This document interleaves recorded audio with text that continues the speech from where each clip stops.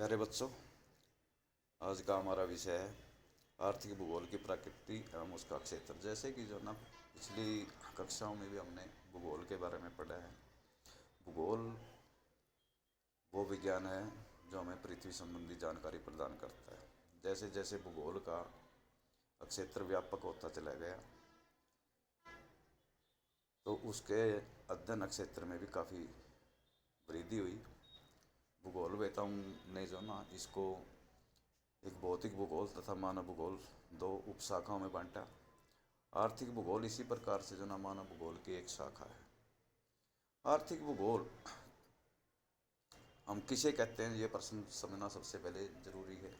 मनुष्य के द्वारा बहुत सारी क्रियाएं पृथ्वी के ऊपर की जाती हैं। उन क्रियाओं का किस प्रकार का वितरण है, कहाँ पर वो क्रिया की जाती हैं, कैसे की जाती हैं और उनका वहाँ के पर्यावरण का किस प्रकार का प्रभाव उन क्रियाओं के ऊपर पड़ता है, इस बात का अध्ययन हम आर्थिक भूगोल के अंदर करते हैं। बहुत सारे भूगोलवेताओं ने आर्थिक भूगोल को परिभाषित किया है।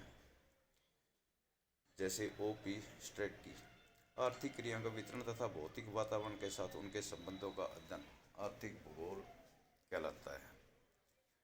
इस परिभाषा में जो ना स्पष्ट होता है कि आर्थिक क्रियाओं का वितरण कहाँ पर जो ना किस प्रकार से आर्थिक क्रियाएं बटी हुई हैं, भौतिक वातावरण वहाँ का किस प्रकार का है और उसके साथ किस प्रकार का संबंध स्थापित हुआ है, तभी जाकर के आर्थिक भूगोल एक विषय के रूप में हमारे सामने आता है। आर्थिक भूगोल में जब हम पृथ्वी के ऊपर बात करते हैं तो आर्थिक भूगोल के अंदर अनेकों प्रकार की क्रियाएं पृथ्वी के जो ना अलग अलग भागों में की जाती हैं, जिसमें मोटे तौर पर हम प्राथमिक क्रियाएं, द्वितीय क्रियाएं, तृतीय क्रियाएं, चतुर्थ वर्ग की क्रियाएं, पंचम वर्ग की क्रियाओं का विशेषकर से उल्लेख करते हैं। किसी भी प्रकार की अर्थव्यवस्था पृथ्वी के ऊपर पाई जाती है, जैसे विकसित है, विकासशील है या अल्प विकसित है, सबसे प्रथम चरण के अंदर उस क्षेत्र के अंदर प्राथमिक क्रियाएं ही सबसे ज़्यादा की गई। जैसे जैसे प्राइमरी प्रोडक्शन हमारे पास आई, प्राथमिक उत्पाद आया, तब जा कर के उसको प्रोसेसिंग किया गया, यानी कि मशीनीकरण उसका किया गया, तब जा कर के द्वितीय वर्ग की क्रियाओं को बढ़ावा मिला और इसी प्रकार से तृतीय और चतुर्थ और जो पंचम वर्ग की क्रियाएं लगातार जो ना उनमें बढ़ोतरी होती चली गई। अब सबसे अहम बात, आर्थिक भूगोल जब हम अध्ययन करेंगे उसके अंदर कुछ प्रश्न हमारे दिमाग में सबसे पहले आते हैं। किस प्रकार की आर्थिक क्रियाएं की जाती है, समय और स्थान के संदर्भ में क्षेत्र विशेष के ऊपर आर्थिक क्रियाएं किस प्रकार की, वो प्राथमिक क्रियाएं हैं, वो द्वितीय क्रियाएं हैं, वो तृतीय वर्ग की क्रियाएं, किस टाइप की क्रियाएं हैं, ये प्रश्न का जवाब, इसका उत्तर हमें जो ना ढूंढना पड़ेगा कि किस स्थान के ऊपर किस प्रकार की क्रिया की जाती है।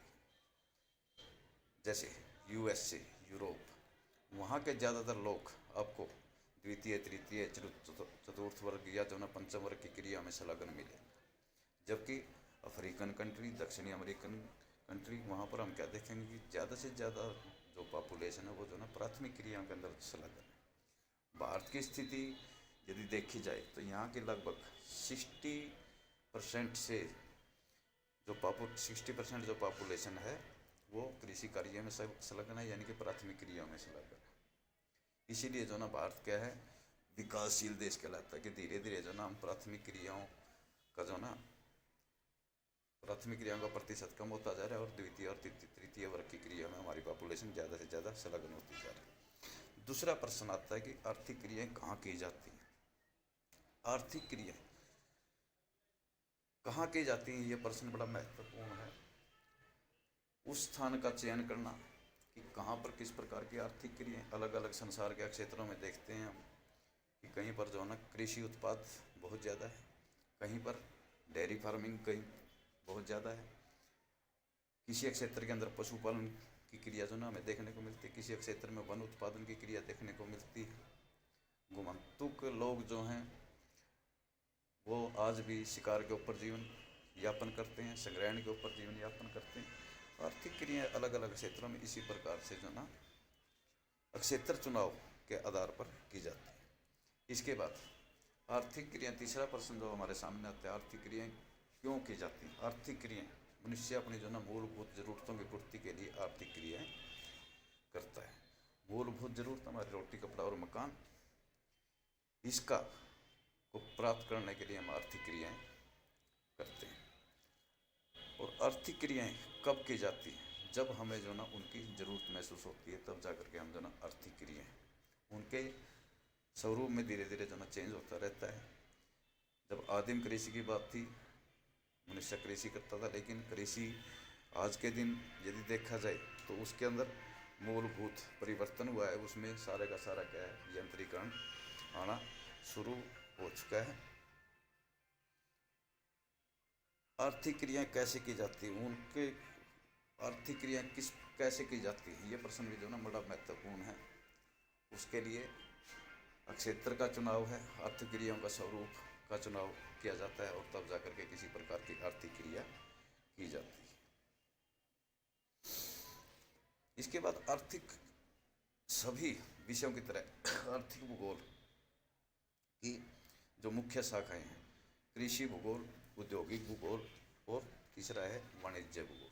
आर्थिक भूगोल भी अपने आप में जो ना एक विषय के रूप में इसका क्षेत्र जो ना धीरे धीरे व्यापक हुआ है, और इसकी भी जो ना कुछ शाखाएं जो ना हमारे सामने उभर करके आई हैं। जैसे पहले कृषि भूगोल, कृषि का जो ना अध्ययन करना कृषि भूगोल कहलाता है। औद्योगिक भूगोल, कच्चे माल को तैयार माल के अंदर चेंज करना हमारा जो ना औद्योगिक भूगोल है। चाहे वो कच्चा माल कृषि से संबंधित है या जो ना खनन से संबंधित है, वो सारे का सारा किसी न किसी रूप में जो ना औद्योगिक। और तीसरा जो ना हमारा वाणिज्य भूगोल है। वाणिज्य भूगोल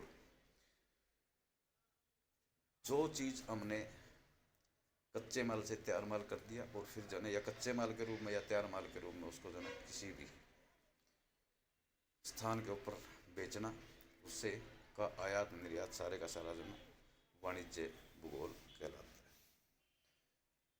इस प्रकार से जो ना आर्थिक भूगोल की 3 उपशाखाएं महत्वपूर्ण है, जिसके माध्यम से हमें जो ना पूरे के पूरे संसार की जो ना एग्रीकल्चर और उसके पैटर्न का पता लगता है। सारे संसार के जो ना उद्योग तथा उसके पैटर्न का जो ना हमें पता लगता है। और तीसरा जो ना जो हमारे जो ना प्राथमिक उत्पाद हैं या औद्योगिक उत्पाद हैं, उनका किस प्रकार का आयात निर्यात, उसका जो ना लेखा जोखा हमें जो ना पूर्ण रूप से प्राप्त होता है। आज के लिए इतना ही काफ़ी, बाकी कल। धन्यवाद।